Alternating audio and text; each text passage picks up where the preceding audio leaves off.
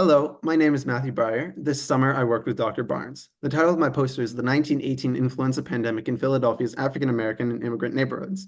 The 1918 influenza pandemic killed 50 million people and infected approximately 500 million people, or 30% of the world's population. It disproportionately affected/killed people between 25 to 40 years old, unlike other flu pandemics and COVID-19, which preferentially kill the very old and young.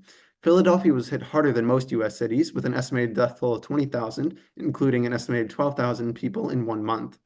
On September 19, 1918, influenza came to Philadelphia aboard a British merchant ship docked at the city's Navy Yard.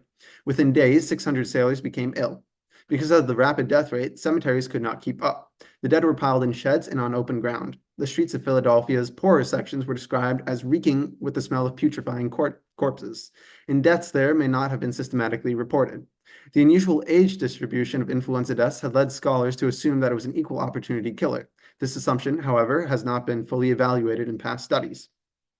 Therefore, our hypothesis is, given that poor, working class, and marginalized populations have suffered disproportionately from other documented pandemics, we plan to explore the primary data from the 1918 influenza pandemic in Philadelphia to identify patterns of illness and death from influenza in African American and immigrant neighborhoods.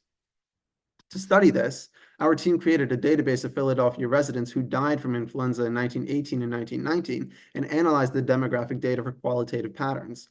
We used primary and secondary resources, including death certificates, Philadelphia city directories, Ancestry Library, and Philadelphia city censuses. We recorded 15 pieces of data.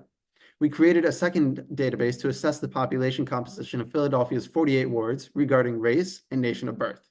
We also performed research on various ethnic neighborhoods, ethnic communities, and institutions in Philadelphia in the early 20th century.